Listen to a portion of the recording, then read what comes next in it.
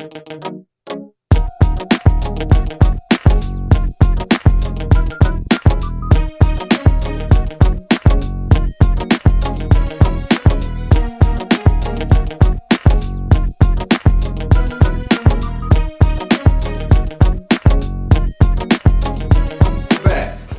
we're back to Our Voice, Our Opinion. And today we're going to have a little fun and we're going to ask a woman this question.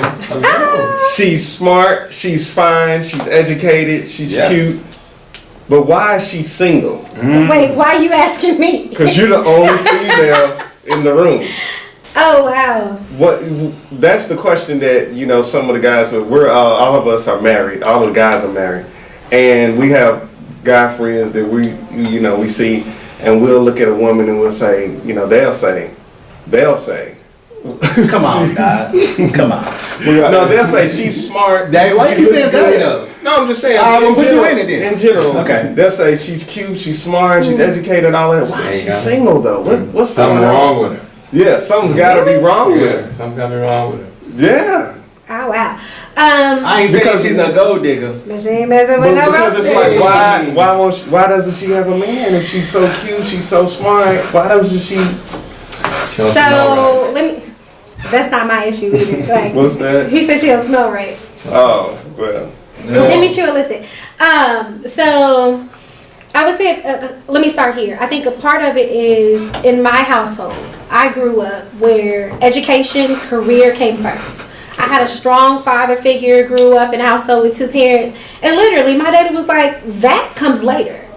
Relationships, children, that comes later. Your job right now is to get an education, get through school, and get started on your career. So I was brought up where there was not a priority for me.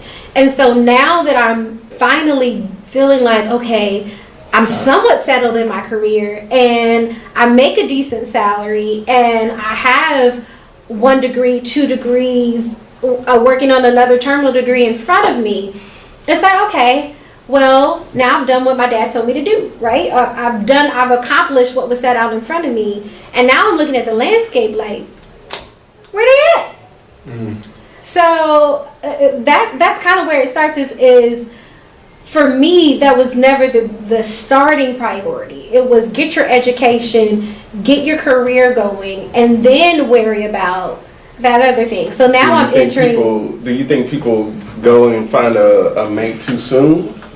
Like I know you have a lot of single female friends that have the same issue. Is there a situation the same as, I'm gonna get my career together first and then I'm going to? Because I know some females that have been married and now they're not, and they're up in age, and it's like, okay, what's going on with them? Or is it just the lack of men?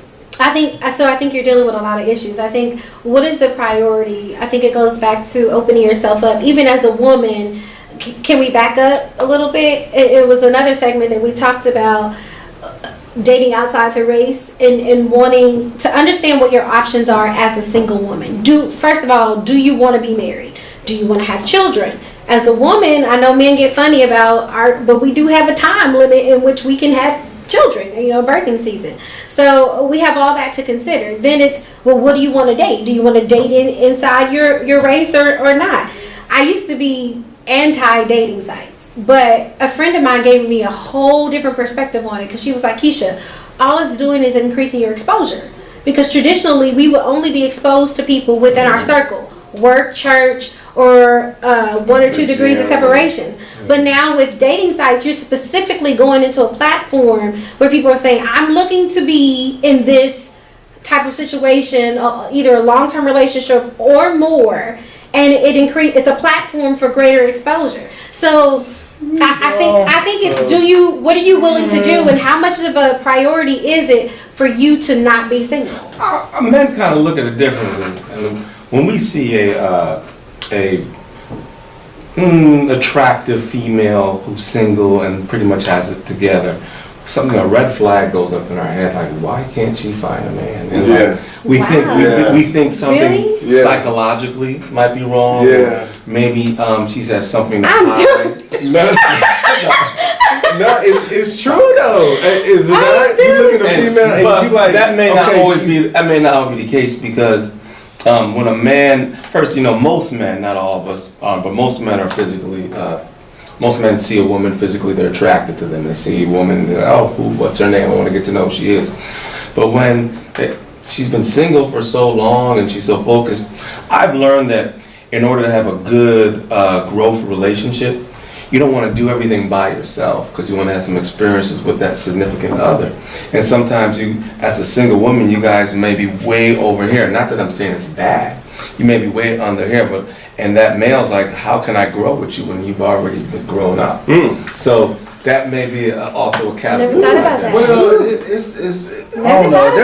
There are different phases to this. You can't just nail it down to one particular reason on why a person is single and not like that.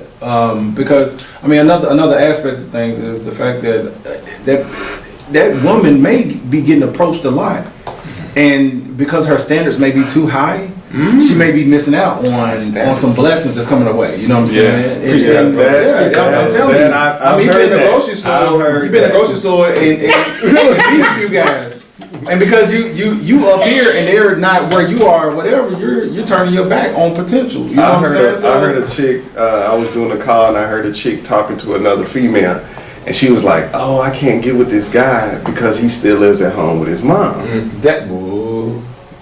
But you don't know that whole situation.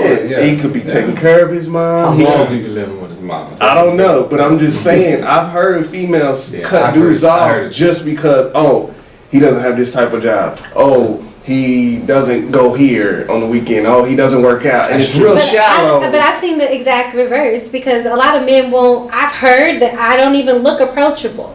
That that I have a sedity or an unapproachable air about me. Not sedity. Not at all.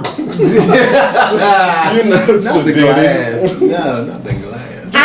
No, but I know you. But and that's what I'm saying. A lot of people. Some people don't know you, and to be honest, I drive a decent.